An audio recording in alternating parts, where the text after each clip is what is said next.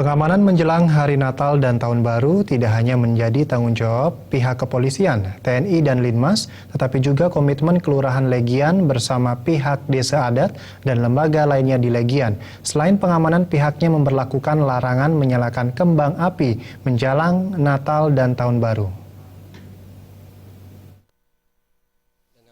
Lurah Legian Made Madya Suryanata mengungkapkan, Kelurahan Legian secara khusus memiliki semboyan bersatu antar desa adat untuk menjaga ketenangan wilayah dan masyarakat di Legian sebagai salah satu kawasan wisata.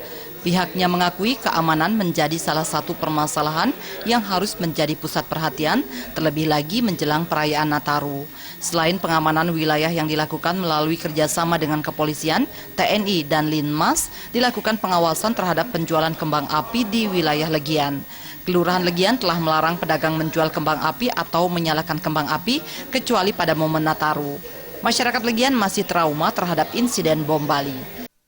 Kita juga sudah bersatu di Legian itu menyatakan bahwa di Legian dilarang menyalakan kembang api. Bukan hanya di tahun baru, setiap hari, setiap saat kita larang penyalaan kembang api karena masyarakat kita di Legian masih trauma dengan kejadian bom Bali.